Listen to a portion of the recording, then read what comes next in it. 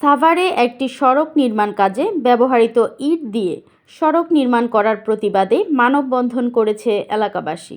দুপুরে সাভারের তেঁতুলঝোড়া ইউনিয়নের ভাওয়ালিয়াপাড়া এলাকায় এ মানববন্ধন করেন এলাকাবাসী।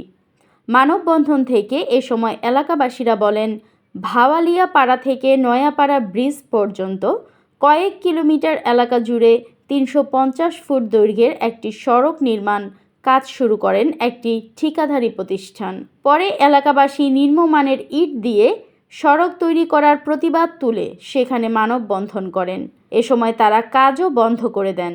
এ বিষয়ে সাভার উপজেলা প্রকৌশলী মুর্শিদি বলেন, নিম্নমানের ইট দিয়ে নয় নিয়মকানুন মেনেই সড়ক ব্যবহার করার ইট দিয়ে রাস্তা তৈরি করা হচ্ছে, কিন্তু মানুষজন বুঝতে চাচ্ছে না এবং কোনো নিম্নমানের ইট দিয়ে সেখানে কাজ করা হচ্ছে না বলেও বলেন তিনি। আমাদের সমস্যা হলো এই রাস্তা স্বাধীনের পর থেকে এই পর্যন্ত কোনো কাজ হয় নাই।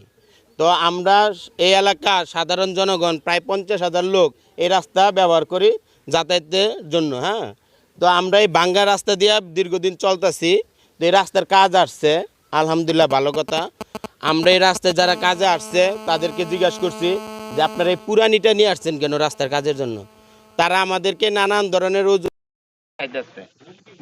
এটা সবচেয়ে বড় কথা, এটা গাইটওয়াল। এই গাইটওয়ালটার নিচে যে ডাবাইব একইটাও ডাবাই নাই, সমতলে সোলিং করে শুধু বিছাইয়া ওরা গাঁথনি করে চলে যাইতেছে।